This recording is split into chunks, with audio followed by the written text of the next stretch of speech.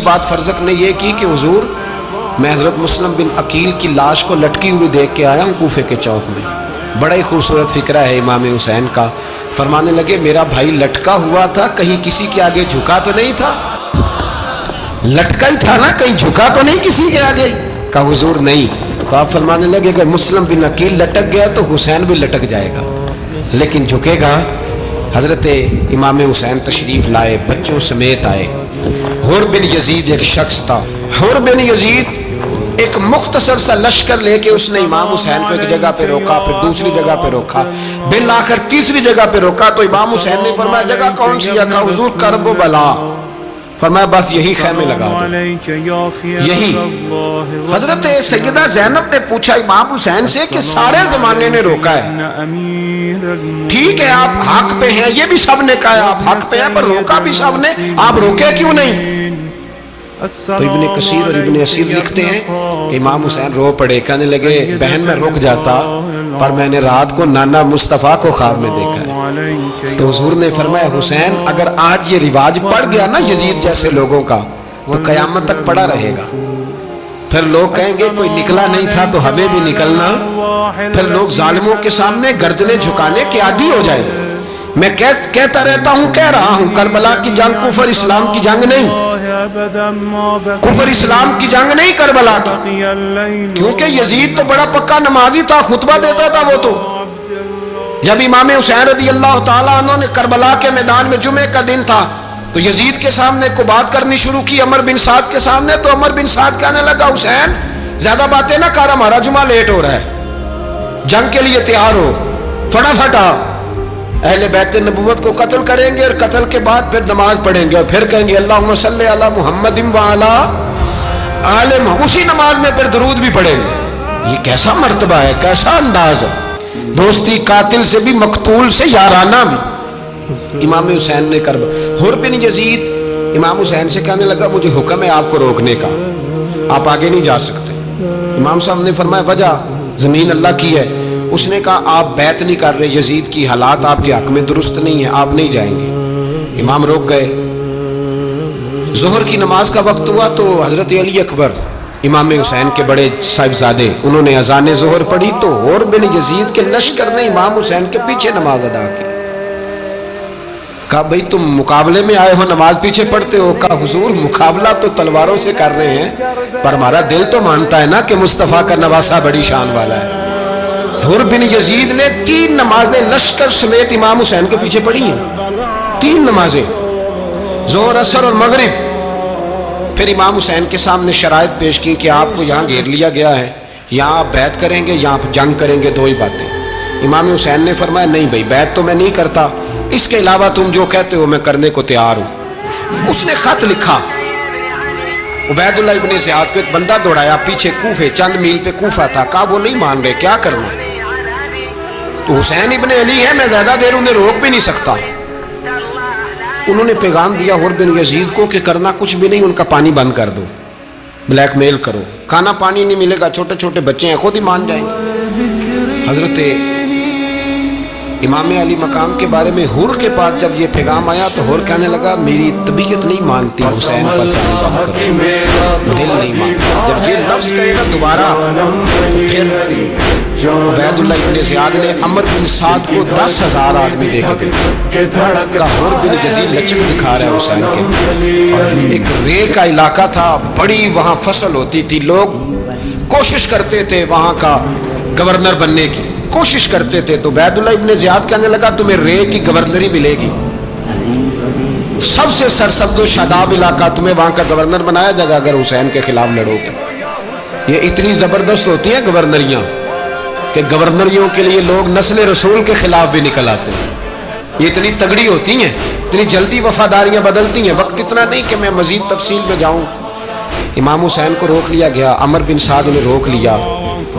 1 محرم کو امام آئے, 7 محرم تا روکا گیا, 7 محرم کو پانی بند کر دیا. جانور پانی پیتے تھے, گھوڑے پیتے تھے, کتے پیتے تھے, لیکن مصطفیٰ کے گھرانے کو پانی پینے کی اجازت.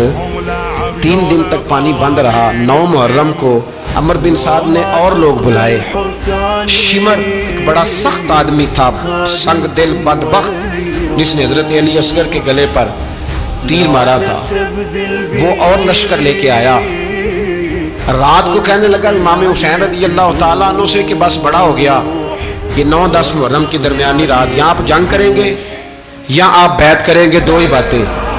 امام حسین اندر گئے، سیدہ زینب سے مشورہ کیا، باہر آئے، فرمایا بات وہی ہے جو پہلے دن والی. امام حسین رضی اللہ تعالیٰ عنہ نے فرمایا بھائی بیعت تو میں نہیں کرتا، باقی جو تمہارا پروگرام ہے.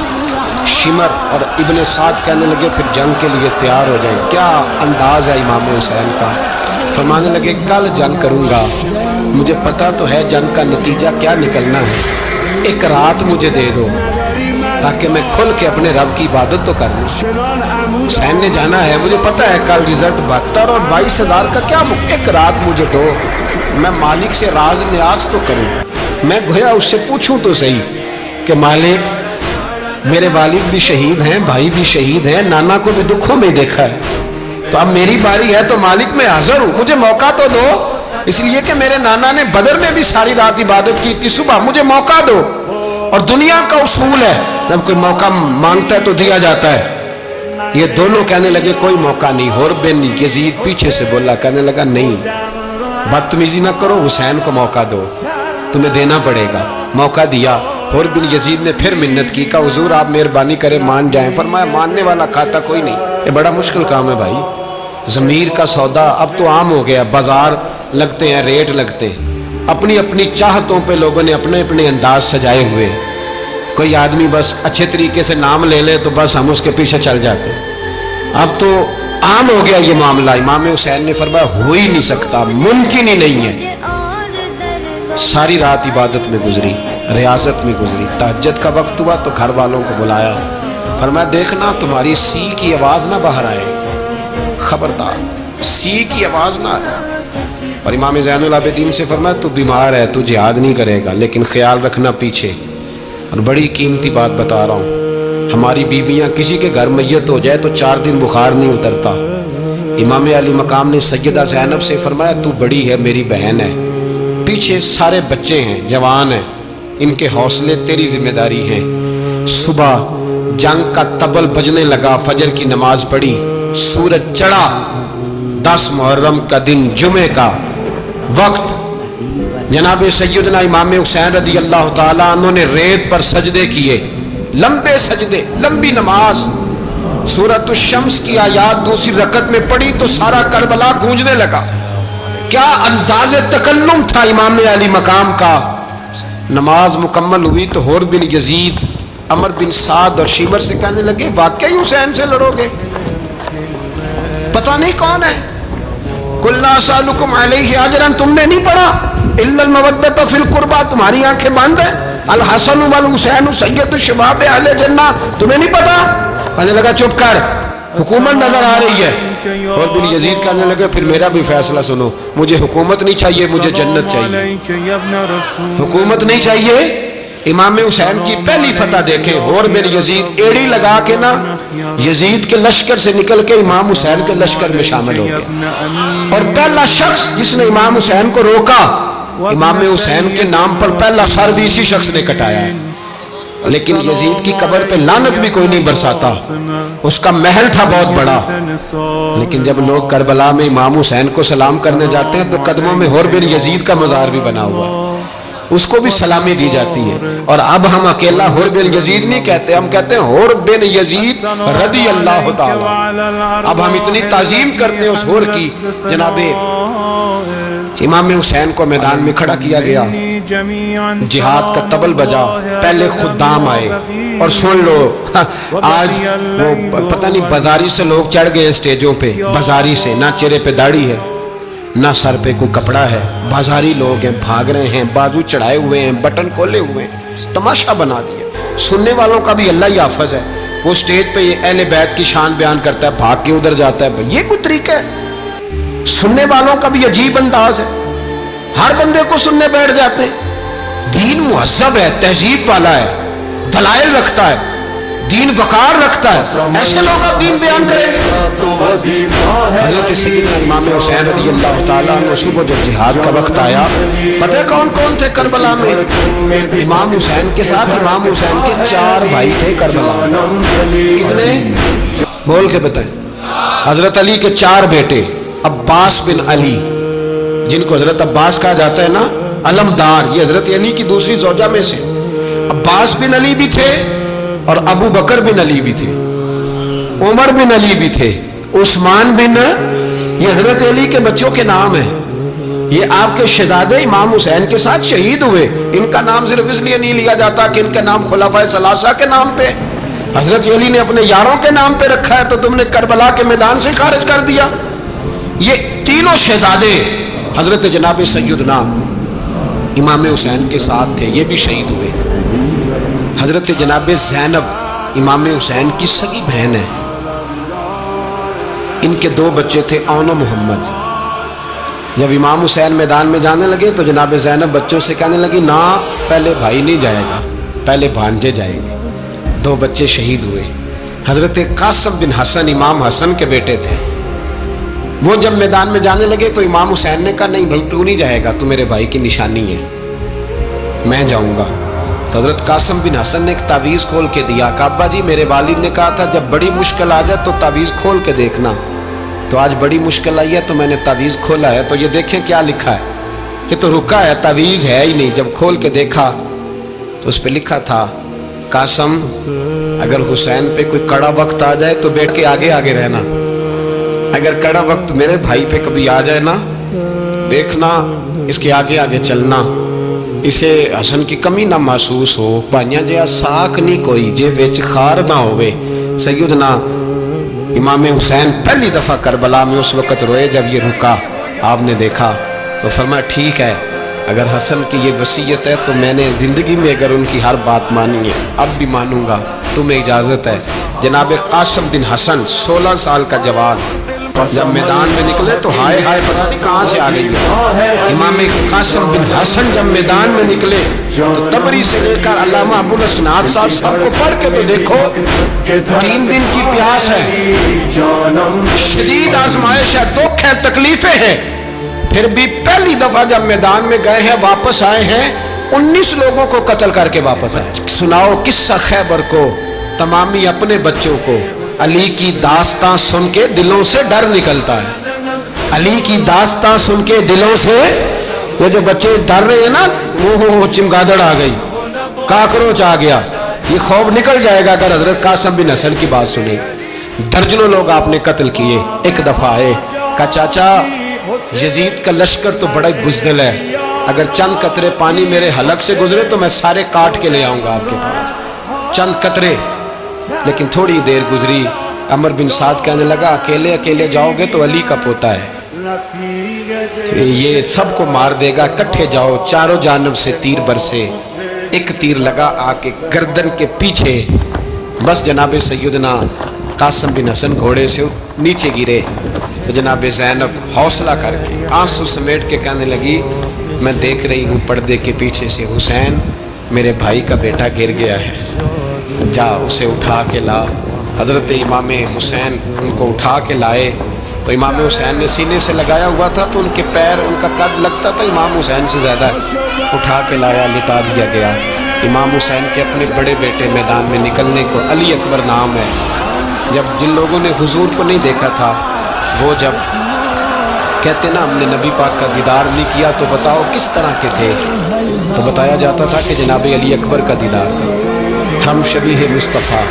اور جب وہ گلیوں میں نکلتے تھے تو عورتیں چھتوں پہ چڑھ جاتی۔ جناب علی اکبر رضی اللہ تعالیٰ عنہ تلوار لے کے میدان میں نکلے، جوان بیٹے دینے بڑے مشکل۔ او یارو رٹا کیا ہے یہ تو بتاؤ، کہ ظالم آدمی حکمران، یار یہ رٹا ہے، ایک ظالم کا رستہ روکنا ہے، اس رٹے کے لیے ہم شبیہ مصطفیٰ جناب سیدنا امام علی اکبر میدان میں نکلے، بڑے لوگ مارے، بڑے، پھر ایک تیر ان کے بھی گلے میں لگا، اور جب وہ گرے نا زمین پہ تو حضرت امام حسین دوڑ کے آئے، دوڑ کے، اور جب تشریف لائے تو ان کے گلے سے تیر کھینچا تو ایک جملہ لکھا ہے، साहिब तबरी ने, उसने हद कर दी।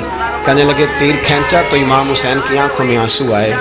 कहने लगे काश जनाब इब्राहिम आज मेरे सामने होते तो मैं उन्हें कहता कि आपने तो बेटा ज़िबा करते वक्त आंखों पे पट्टी बांधी थी, देखो मैं खुली आंखों से बच्चे ज़िबा कर, खुली आंखों। काश जनाब इब्राहिम खलील होते तो उन्हें कहता। जनाब अली अकबर भी शहीद हुए। हजरत अली असगर को तो अचानक उठाया था इमाम हुसैन, बाहर निकले, गर्दन पे तीर लगा तो 6 महीने का बच्चा वो भी शहीद हुआ। खून उछाला आसमान की तरफ तो कहा मौला देख ले, मैंने 6 महीने वाला भी नहीं बचाया, वो भी दे दिया है। फिर हजरत अब्बास को बेटियों ने कहा कि अब ना, कुछ कहते हैं पहले शहीद हुए, कुछ ने लिखा बाद में, अब हमसे पानी के बगैर नहीं रहा जाता। तो जनाब अब्बास पानी का मशकीज़ा लेके निकले बाहर, एक हाथ कटा, दूसरे पे मशकीज़ा वो भी कटा, फिर पानी तो भर लिया था, ला ना सके, फिर गर्दन कटी तो शहीद हुए। बच्चों की भी शहादत हुई, पर जब उनका लाशा उठाया तो इमाम हुसैन कहने लगे मौला अब ना हुसैन की कमर कमज़ोर हो गई, अब कमज़ोर। और भाई एक मैयत हो जाए तो 4-5 दिन तो पूरी आंखें नहीं खुलती, कैसा जर्री ख़ानदान है। थोड़ी देर गुजरी तो इमाम अली मकाम ने पटका बांधा, सर पे दस्तार बांधी, मौला अली की तलवार पकड़ी, नबी पाक का इमामा बांधा और घोड़े पे सवार हुए। तो कहने लगे ज़ैनब घर तेरे हवाले और मैं अल्लाह के हवाले, घर तेरे हवाले और मैं। और फिर इमाम हुसैन निकले, इमाम अली मकाम निकले। रावी कहते हैं कि ये जलवा पहले भी बड़े सोने थे, पर आज जो रंग देखा वो कभी नहीं देखा। क्या अंदाज था, जिधर जाते नारा लगाते तो हद हो जाता। इतने लोग इमाम हुसैन ने काटे, इतने काटे, फिर वापस पलट के आए और कहने लगे ज़ैनब जरा पर्दे के पीछे से देख तो सही मेरी बहन, इन बुज़दिलों को जुर्रत ही नहीं हो रही हुसैन के मुकाबले में आने, एक दूसरे को धक्का देते, तू जा तू जा। फिर इकट्ठे वार हुए। ये कौन है कटा हुआ, लिबास है फटा हुआ, ये बिल यकीन हुसैन है, नबी का नूर ऐन है। फिर चारों जानिब से तीर बरसे। तो इमाम अली मकाम चूंकि नमाज का वक्त हो गया था, उतरे घोड़े से, खून बह रहा था, गर्म तरीन रेत से तयम्मुम किया, सर सजदे में रखा और जब शिमर आपकी गर्दन काटने लगा तो कहने लगे ठहर जा जरा, रब से एक बात कर लेने दे। और फिर बोले इमाम हुसैन, कहने लगे मालिक तू अब बता कि हुसैन से राजी है कि नाराज है, तू बता। तो फिर एक आवाज आई, या अय्यतुहन नफ्स मुतमइन्ना इरजिई इला रब्बिकी रादियतम मर्दिया। फरमाया नफ्स मुतमइन्ना वापस आ जा, तू अल्लाह से राजी है, अल्लाह तुझसे राजी। इमाम हुसैन वहां शहीद हो गए। अब ये काफिला इमाम हुसैन का सर काट, जरा देखना गौर करना, सर काट के नेज़े पे रखा है, जिस्म करबला में पड़ा है। औरतों को घोड़ों पे बिठा के ले जाया गया यजीद के दरबार में। यजीद पहले उबैदुल्लाह इब्न ज़ियाद ने बदतमीजी की, फिर यजीद ने की। सऊदी अरब का एक मौलवी बोल रहा था, सऊदी अरब का, उनसे भी बड़ा इश्क है, जिसने तकरीर सुननी हो मेरे पास है। हमें लोग मशवरे देते हैं कि जो यजीद को अच्छा कहे और हुसैन को बागी कहे उसको हम इमाम मान लें। उस बेशरम बेहया को जो नबी पाक के घराने के बारे में बके उसे इमाम। सऊदी अरब में मस्जिद नबी में दर्स देने वाला जिसने तकरीर सुननी हो मेरे पास है। वो कहता है यजीद तो बड़ा अच्छा आदमी था, उसने तो बड़ी खिदमत की, तो मैंने उसे कहा रिश्तेदारी कर लिया यजीद के साथ, करीब हो जा। शर्म नहीं आती? आज भी नबी पाक का दिल दुखाते हो, हया नहीं आती, ख्याल नहीं आता। और लोग घर में बैठ के बातें करते हैं, कहते हैं जी जो बैतुल्लाह में हो वो भी बुरा हो सकता है। बैतुल्लाह में तो 360 बुत भी थे, वो अच्छे थे। मदीने में तो 360 मुनाफिक भी रहे, पूरी सूरह मुनाफिकून नाज़िल हुई, वो अच्छे थे। अजीब तमाशा बना दिया लोगों ने मजहब का। वो आज बक रहा है, आज मेरे पास वीडियो आई है, कहता है यजीद ने तो बड़ी खिदमत, तो उबैदुल्लाह इब्न ज़ियाद ने कत्ल किया। बेशर्मो, अगर उबैदुल्लाह इब्न ज़ियाद ने भी कत्ल किया था तो हुकूमत किसकी थी? बोले, बोल के बताएं। तो फिर यजीद ने उबैदुल्लाह इब्न ज़ियाद को सजा क्यों नहीं दी, बल्कि एक जगह 2 गवर्नरियां दी उसको? ये हाल किया। बल्कि सुनो, जो हदीस पाक में आता है वो ये है कि यजीद छड़ियां मार रहा था, छड़ियां। इमाम हुसैन के लबों पे तो नमान बिन बशीर सहाबी थे, बोल पड़े, कहने लगे यजीद बदबख्त, हाथ पीछे उठा, मुझे अल्लाह की इज्जत की कसम मैंने सैकड़ों बार नबी पाक को इन होठों को चूमते देखा है।